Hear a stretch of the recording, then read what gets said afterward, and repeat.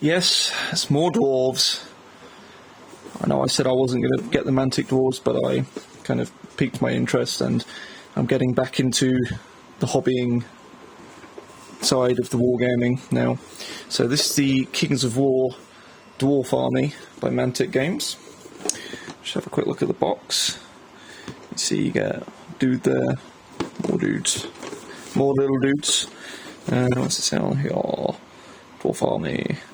Sorry if the camera's wiggling a bit. I got a new arm to mount on my desk. This isn't actually my desk as well. You may notice I'm on a table in the lounge because I've got the house to myself for a week, although my parents are coming back today. But this will be useful for filming bits and bobs. So on the back, we can see we get 30 dwarf, what are those? I don't know. Dwarves with shields and one-handed weapons, mostly hammers, okay. 20 dwarves with crossbows, which I believe can be built with rifles. A sort of hero. Got a cannon, which can also be an organ gun. I'm going to build this as a cannon because I want to use it as a cannon for a Kingdoms of Men army in Kings of War, as well as in Dwarves if I wanted to. And then you've got another unit of different dwarves here. I think one of these is Dwarf Warriors, one of them is Siege Breakers. I think they're the Siege Breakers. I could be wrong, but we'll have a look at the sprues. So, I've got all the bits and bobs out. You've got, in this box, 1, 2, 3, 4 sprues of Dwarf Ironclad Troop. So there's 6 per sprue, although this one seems to be a half dwarf. So I don't know if that's just a really shit way of giving you an extra dwarf and saving money. I believe these are one of the older sculpts, these dwarves, which is, as you can see, they're kind of mostly monopose or snap fit, and this is why I kind of didn't want to get them initially, but I thought I'd get them anyway, just out of curiosity. So you get 4 sprues of the Iron Watch, making a total of 20. So you've got 20 dwarf ironclads there, and then some random 4 of these ones that are half. I'm not going to count those. That's maybe it's supposed to be like a wounded dwarf. I'm not sure. I don't know. Maybe that's what that's supposed to be. I'll have to look on the website and add an annotation here in the video, if I'm correct or not. Just changing camera angle a bit, just so I can sit down properly and also show you these sprues up close. So, start with the bodies that we've got here. So we've got 1, 2 bodies with just an arm missing, arm and a weapon. Then you've got a 3rd body with the head and arm separate. 2 bodies which are legs, and then fully moulded top halves, much like the skeletons had, although that guy's missing a weapon. Presumably one of these I give him. You've got a shield there, a couple of head options. And got a little dog. A couple of little dogs there, which is interesting. Give them some pooches. More shields, hammers, a tankard, obviously. And then, yeah, this weird half-dwarf, which, again, I don't know at the time of filming, but I'll put something up in the video if I haven't already, just to say if that's supposed to be like a dead dwarf, or if Mantic really were that cheap when they designed this sprue. Incidentally, when was this from? 2010. That's when this sprue was done, 2010. So it is one of their older sculpts. Dwarf Shield Breaker sprues. You get 5 of those. Look at the sprues here. So it looks like you get 1, 2, 4. So you get 2 per sprue. So that's 2, 4, 6, 8, 10. Iron Watch. I keep saying Iron Watch. They're Shield Breakers. So you get 10 Shield Breakers. I'm going to have to check that, because on the box it shows 20. That might be on the command sprue that I get the other ones. But look at these. So, yeah, you've got your 2 bodies, 2 legs, a couple of head options. There's a hammer there, hammer heads, and to go on the top of this dude here who's got a fully moulded torso there. Look at his face. Look at those lips. Oh, this man's going in the book 10 times. Then you've got the Dwarves Ironclad Command. So you get 1, 2, 3, 4 of these sprues. And if we look at these are a bit more interesting to look at. So you get 2 dudes who are, again, just one arm, and 1 dude missing an arm. I feel like that's the same torsos as... I think they are the exact same. Yeah, this bottom half of the sprue is the exact same, but then the top half is different. So you get 4 of those, which is kind of half of the ironclad troop sprue. But then the other half has some slight differences. So we've got some weapon options here, more shields, different torsos there, and sort of more commander type heads and all. Presumably there should be a standard on here, I would think, unless they don't have standard bearers in Kings of War. There's a little trumpet or something there. I don't know if you can make one a standard bearer. Maybe that's like an icon, perhaps. Does look like it would be some sort of icon to attach on to someone, maybe. Maybe just cut off the hammer. Oh no, hold on, there we go. Some sort of pole there, that'll be for that icon. So that'll be your standard bearer. So that gives you an extra 1, 2, 3, 4, 5, so it's 5, 6, 5, 10, 15, 20. So you've got 20 there, and 20 there, that's 40. So I would presume that for the shield breakers, they share the command sprue of the ironclads. That would make sense. Yeah, I think they share the command sprue looking at the photos. Then we've got the Iron Watch. These are the ones that I keep saying the wrong name of. You get 10 of these sprues in the box, and these are the crossbowmen or riflemen. I think riflemen are the ironclad dwarves.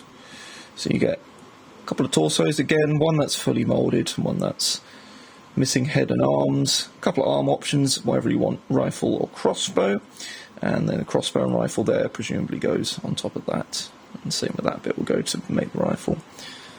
And then just the leg options and a couple of head options and an axe there. So very much like the ghoul sprue from the Undead Army box, it's going to be a bit monotonous to build these because it's literally 2 options, so not much customization there, unfortunately. We've also got the cannon / organ gun and crew. Have a look at the crew sprue first. So this again looks very similar to the... Yeah, that's the same. So again, much like the command sprue for the warriors, you've got the same top half on this sprue to save on parts. And then the bottom half is obviously slightly different because they're supposed to be loading and stoking cannons and stuff rather than shooting guns. And then the cannon here, you just got the barrels for the different guns, the sort of cart wheels, and a little chest there, presumably to hold ammo in. And finally, good old resin model. This is... I can't remember what the unit is supposed to be. Doesn't say, but this is our hero, who actually looks pretty nice. Looks like the axe might be slightly warped, possibly. But to be honest, I think most of the resin models that I've received from these guys have been pretty good. He's got a little cool base to stand on there, that looks at it, so that's quite cool, and his shield. Most of them have been pretty cool. I've not had a gripe with them. I think the Necromancer that comes in the Undead box, I'm kind of about. It's not terrible, it's just not that interesting. Whereas the Ogre and this guy are quite cool looking, certainly. Got no gripe with those. And of course you get these standard, these 20mm bases, Mantic bases. Just square ones with the circle holes in, so some of them can just slot into those. And a 50mm MDF square for the artillery, which I won't use the square for for the archery. Oh, no, I might do. Actually, this is a little sidestep in the video. Picked up some Uhu glue, which I've heard is very bloody good. I don't know if it's better than super glue, but I thought I'd pick up a few tubes. I was running low on types of glue, and I thought this is like an all-purpose thing. Maybe this will be better than super glue for MDF bases. I haven't tried using super glue for MDF, but I thought giving this a go would be worth a try. And I'm going to try it on some of my human infantry, so I'll obviously get back to you on that. Whether I pop an annotation here or not is up to question, but you'll find out, obviously. So, we're back, and I built one of the Dwarf Warriors. I actually did try out the Uhu glue on his arm. I don't know if it's dry yet, so I'm not going to try and test how strong it is. But here he is built, and interestingly, the old world Dwarf Lord. Not too bad a size comparison. I mean, aesthetically, again, completely wrong, but actual scale comparison, I mean, damn, that's pretty good. Warhammer Fantasy Battles Dwarf, a little short again. And then if we go to one of the Oathmark Dwarves, so Oathmark's definitely the sort of tallest ones, but, you know, looking at them, that's not too bad. It's kind of in between the Oathmark and the old, the Warhammer Fantasy Battles Dwarf there on the right. Again, sort of aesthetically, I think aesthetically, again, it's quite different from sort of Warhammer Fantasy and Warhammer in general when it comes to dwarves. What I'll do is I'll try my hand at doing some kit bashing with the Old World and Oathmark bits that I've got spare and see what I can come up with. So, got ourselves some dwarf sprues. So I've got the warrior sprue, the ironclad dwarf sprue from before. I was using it earlier. Also pulled out the Oathmark sprues from their box, just in case we want to use bits from them. And then we've got the Dwarf Warrior sprue here. There's an Oathmark axe, which I obviously didn't use. That's fallen off there. So we've got the Dwarf Warrior sprues here as well. So we'll see what we can do with these guys.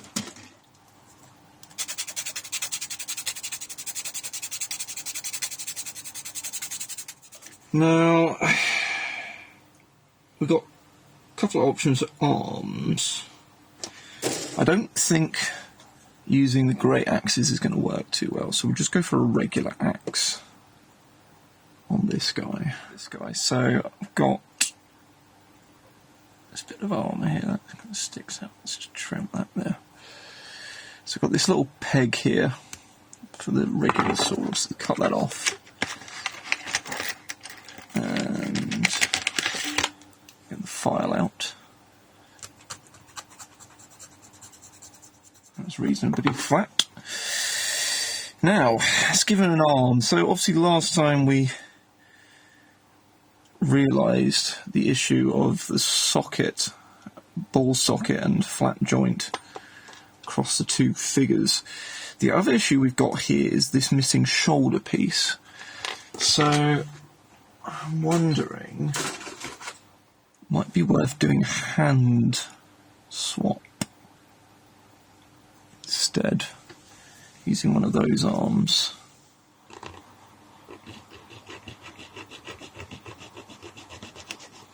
There we go. I'll file that down.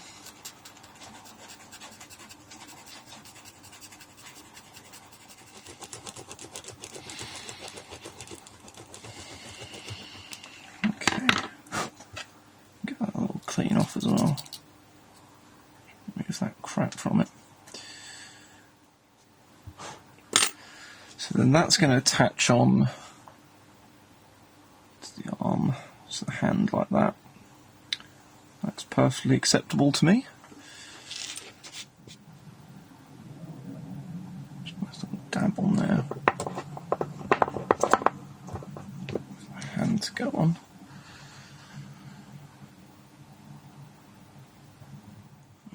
I'll just use some Tamiya. Smooth it out a bit.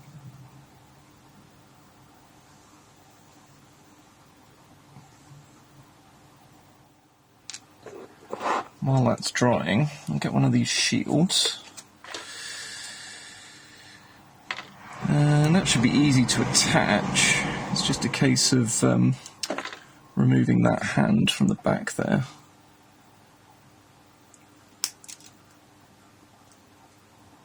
So that'll just go on his arm somewhere. I'm just going to clean that up a bit.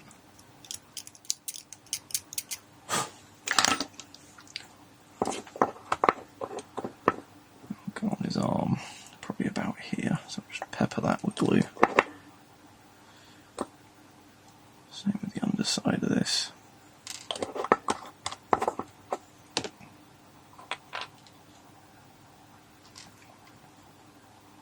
Get that to where we want it, and just plonk. Plonk his little shield on. There we go. Okay, so after some drying time, we're back. That should be alright to glue this arm to the body now. Attach that on there.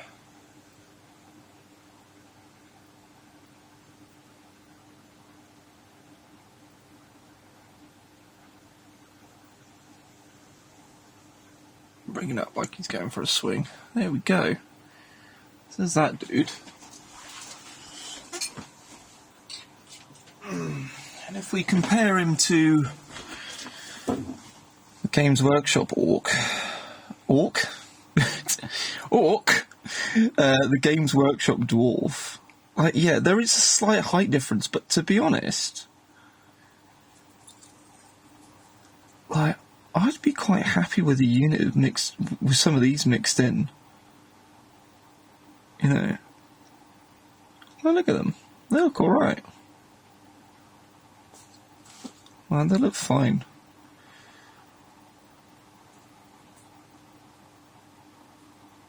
Head-wise, I mean, the only thing I would say is, head-wise, these guys got slightly wider heads, but put that on the tabletop, put a load of those in a regiment. Yeah, I'd be happy with that. You might not be happy with the fact that there's lack of horns there on these guys. I don't know if there's anything on these sprues to kind of... there are horns. So actually, yeah, if you wanted to, you could attach horns to those from the sprues if you haven't used them. It's just a case of finding what works from your spare parts and just messing around with them. So, in conclusion, I feel like I definitely judged the Mantic Games kit too harshly before I even tried out the miniatures. They're not as nice aesthetically as the Games Workshop ones, for sure, when it comes to dwarves. I think this is my favourite sort of dwarf aesthetic, the Warhammer dwarves for sure. But, as I said, I think if you had a regiment with all the same weapons and just some of these thrown in, some of these thrown in, maybe not the Oathmark dwarves just because of how tall they are. They are a bit kind of too tall to be useful, I think. Although you could do if you really wanted to. And then just kind of, you know, mix them all in and see how they work together. You know, sort of unit for Warhammer or for the old world or for Kings of War. I mean, certainly I'm probably going to use a lot of these dwarfs for Kings of War. I don't know, probably won't be using this guy for it, but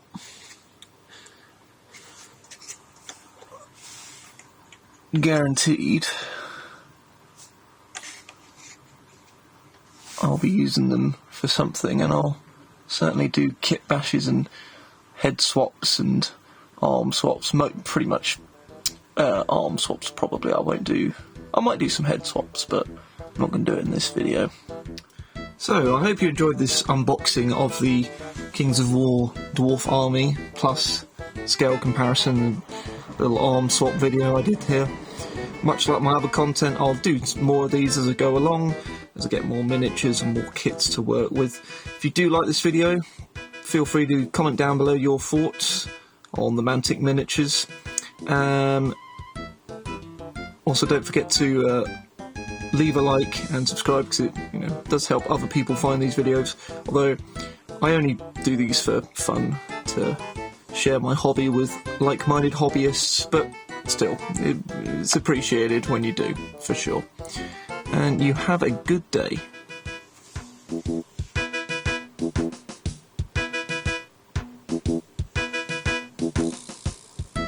Oh, at least he didn't make another stupid dwarf pun again.